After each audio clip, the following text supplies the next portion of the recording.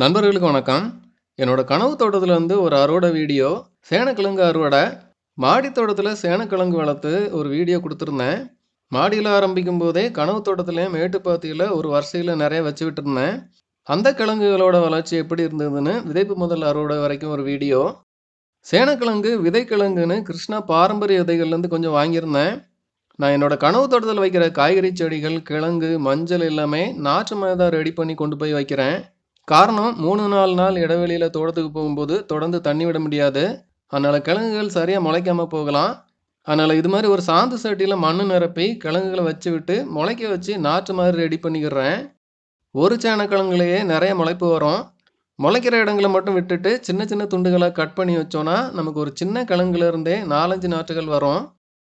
இந்த வருஷம் ஆரம்பத்துல ட்ரிப்லாம் செட் பண்ணி ரெடி பண்ண மேட்டுப்பாத்தியில கிழங்குகள்லாம் முளைக்க ஆரம்பிச்சதும் வரிசையா வச்சு விட்டேன். நாற்று ரெடி பண்ணி கொண்டு போய் வைக்கிறதுல ஒரு பிரச்சனை இருக்குது. கிழங்குகள்லாம் ஒரே சமயத்துல முளைக்கிறது இல்ல. நம்ம மொத்தமா எடுத்து கொண்டு போய் வைக்கலான்னு ஆரம்பத்திலே முளைச்ச நாற்றுகள கொஞ்சம் பெருசா வளர்ற வரைக்கும் விட வேண்டியிருக்குது. அப்புறம் அத எடுத்து வைக்கும்போது சரியா வேர் பிடிச்சு வர்றதில்ல. இது மாரி செய்யக்கூடாது. கிழங்குகள் முளை விட்டதுமே ஆரம்பத்துல எடுத்து வைக்கிறது நல்லது. அப்பதான் செடிகள் நல்லா வேர் பிடிச்சு ஆரம்பத்துல இருந்தே நல்லா வரும். இது எல்லா வகை நாற்றுகளுக்குமே பொருந்தும். நான் இதுல கொஞ்சம் தப்பு பண்ணிட்டேன்னு தான் சொல்லணும். இந்த சேனக்கிழங்கு செடிகள் எல்லாமே முழுக்க முழுக்க ட்ரிப் இரிகேஷன்லேயே கொண்டு வந்த செடிகள். வழக்கம் போல மீன் அமிலம், WDC மாரி ஒரு குறிப்பிட்ட இடைவெளியில இலைகள்ல தெளிச்சுட்டு வந்தேன். இதுதான் கிழங்கு வகை செடிகள் வளர்க்குறதுல நான் முக்கியமா சொல்ற ஒரு விஷயம். செடிகள்ல இலைகள் எப்பவுமே பச்சை பசேல்னு இருக்கிற மாரி பார்த்துக்கணும். செடிகள் எல்லாமே அருமையா மேட்டுப்பாதையில வந்துட்டு இருந்தது. சேனக்கிழங்கு, கருணக்கிழங்கு செடிகளுக்கெல்லாம் பெருசா நோய் தாக்குதல், பூச்சி தாக்குதல்லாம் வராது. நான் வச்சு ஒரு 4 மாசம் கழிச்சு ஒரே ஒரு தடவ மட்டும் பாத்திய சரி பண்ணி கொஞ்சம் மக்கிய சாணம் மறுபடி போட்டு விட்டேன். அவ்வளோதான் பராமரிப்புன்னு செஞ்சது. ரொம்ப குறைவான பராமரிப்பிலேயே சூப்பரா அறுவடை எடுக்கலாம். மழைக்காலம் ஆரம்பிச்சதுமே ட்ரிப் இரிகேஷனை எடுத்து விட்டேன். காரணம் இந்த வருஷம் அப்படி ஒரு மழை. நான் முதல்ல சொன்ன மாரி நாற்றுகள் கொஞ்சம் பெருசானதுக்கப்புறம் எடுத்து வச்சதுனால பாதி செடிகள் சரியான ஒரு வளர்ச்சியில வரலன்னு தான் சொல்லணும். வச்ச 8 மாசத்துலயே இலைகள் வாடி போன மாரி ஆயிடுச்சு. இலைகள் மஞ்சளாகி வாடி போறது தான் கிழங்குகள் அறுவடைக்கு ரெடி ஆயிட்டு அப்படிங்கிறதுக்கான ஒரு அறிகுறி. கிழங்குகள் ரொம்ப சுமாரா தான் இருந்தது.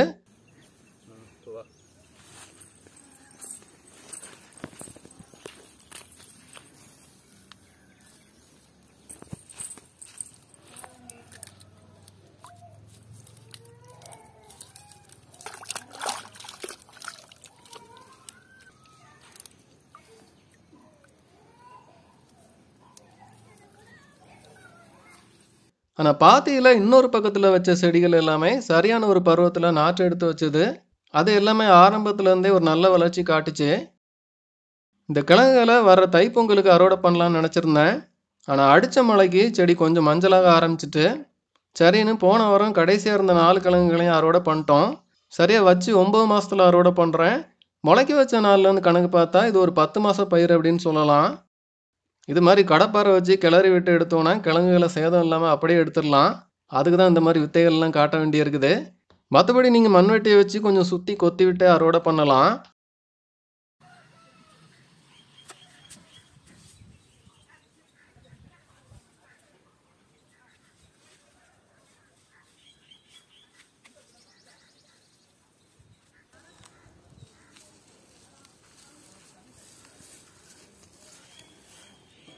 நெனச்ச மாரியே இந்த 4 செடியிலுமே கிழங்குகள் நல்ல பெரிய கிழங்குகளா இருந்தது.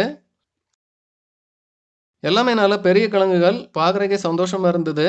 ஒரு 9 மாசம் காத்திருப்பு. மண்ணுக்குள்ள கிழங்கு வச்சிருக்கா, எப்படி வச்சிருக்குன்னு எதுவுமே தெரியாது.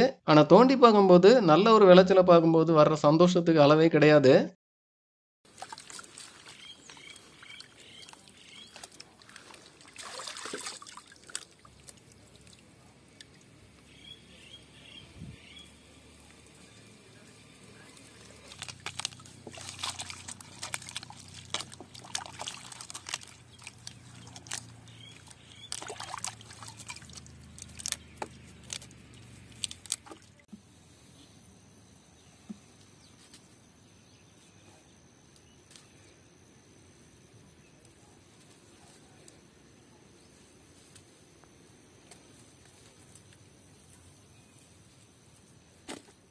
ஒவ்வொரு கிழங்கும் ஒரு 2 கிலோ அளவுல கிட்டத்தட்ட ஒரு 8 கிலோ சேனக்கிழங்கு அறுவடை பண்ணியிருக்கிறோம். இனி மறுபடி வைக்கிறதுக்கு இதில் ஒட்டிக்கிட்டு இருக்க சின்ன சின்ன கிழங்குலேருந்தே நாற்று கொண்டு வந்துக்கலாம்னு நினைக்கிறேன். சேனக்கிழங்கு, கருணக்கிழங்கு இந்த ரெண்டுமே அறுவடை பண்ணதுமே உடனே சமைக்க முடியாது. ஒரு 3 வாரம் அப்படியே போட்டுட்டு பிறகு எடுத்தால் தான் காரல் தன்மை இல்லாமல் சமைக்கிறதுக்கு நல்லாயிருக்கும். உடனே சமைச்சோன்னா கிழங்கு நாக்கில் பட்டாலே சுனைக்கும். இந்த கிழங்குகள் இன்னும் 3 வாரத்தில் பொங்கலுக்கு அவியல் பண்ணுறதுக்கு பயன்படுத்திக்கலாம்னு இருக்கிறோம். 8 கிலோவும் அவியலுக்கு அப்படின்னு ஷாக்காக வேணாம். ஒரு 1/2 கிலோ போதும். மற்றதை வச்சு மெதுவாக பொரியல் பண்ணிக்கிடலாம். மாத கணக்கில் வச்சாலும் கெட்டு போகாத ஒரு கிழங்கு இது. சின்ன சின்னதாக ஸ்லைஸ் பண்ணி அப்படியே இட்லி செட்டில் வச்சு அவிச்சு அதுக்கப்புறம் கொஞ்சம் மசாலா தடவி தோசைக்கல்லில் கொஞ்சம் எண்ணெய் விட்டு வறுத்து எடுத்து சாப்பிட்டா சூப்பராக இருக்கும்.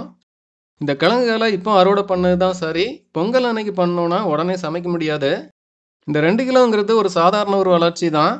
இதையே ஒரு வட்டைப்பாத்தி மாதிரி எடுத்து நல்லா தொழு உரம், காஞ்ச இலைகள்லாம் போட்டு அதில் வச்சு கொண்டு வந்தோன்னா ஒரு கிழங்கு 7 கிலோ 8 கிலோ வரைக்கும் கொண்டு வரலாம். செடியோட உயரமே ஒரு 4 அடி உயரம் வரைக்கும் கொண்டு வரலாம். அதே மாதிரி நேரடியாக விதைக்கும் போது செடிகளோட வளர்ச்சி ஆரம்பத்துலேருந்தே இன்னுமே நல்லாயிருக்கும். இந்த தடவை வட்டைப்பாத்தி மாதிரி எடுத்து நேரடியாக விதைச்சி கொண்டு வரலான்னு இருக்கிறேன். அதை இந்த தைப்படத்தில் ஆரம்பித்து பிறகு ஒரு வீடியோவில் சொல்கிறேன். அப்புறம் மேக்பையில் கடந்த சில வீடியோவில் காட்டவே இல்லை, மேக் வீடியோவும் கொடுக்கல அப்படின்னு சில நண்பர்கள் வருத்தப்பட்டாங்க. சீக்கிரமே ஒரு மேக் வீடியோ கொடுக்குறேன். ஒரே மழைங்கிறதுனால அவனை கனவு தோட்டத்துக்கு கூட்டிகிட்டு போய் சில மாதங்கள் ஆயிடுச்சு. ரொம்ப நாள் கழித்து போன வாரம் தான் கூட்டிகிட்டு போயிருந்தோம். தோட்டத்தை பார்த்ததும் பையன் ரொம்ப சந்தோஷமாயிட்டான். ஒரே ஓட்டம் தான். தண்ணி பாய்க்கிறதுக்கு கூடவே போகிறது, வழக்கம் போல் ஓனான தேடுறது, அபிக்கிட்ட வம்பு இழுக்கிறதுன்னு ஒரே விளையாட்டு தான். முடிஞ்சால் அடுத்த வாரம் விரிவான ஒரு மேக் வீடியோ கொடுக்குறேன்.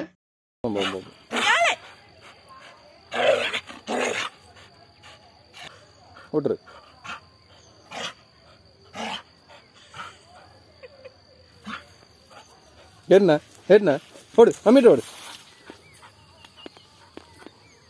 அவ்வளோதாங்க, ஒரு சின்ன அறுவடை வீடியோ. இன்னும் சில முக்கியமான வீடியோக்கள்லாம் இருக்குது. அதை வரும் வாரங்களில் கொடுக்குறேன். இந்த வீடியோ பற்றி உங்கள் கருத்துக்களை சொல்லுங்கள். இந்த அறுவடை வீடியோ உங்களுக்கு பிடிச்சிருந்தா வீடியோவை லைக் பண்ணுங்கள், உங்கள் நண்பர்களுக்கு ஷேர் பண்ணுங்கள். இது வரைக்கும் சேனலை சப்ஸ்கிரைப் பண்ணாத நண்பர்கள் மறக்காமல் சேனலை சப்ஸ்கிரைப் பண்ணிக்கோங்க. நன்றி.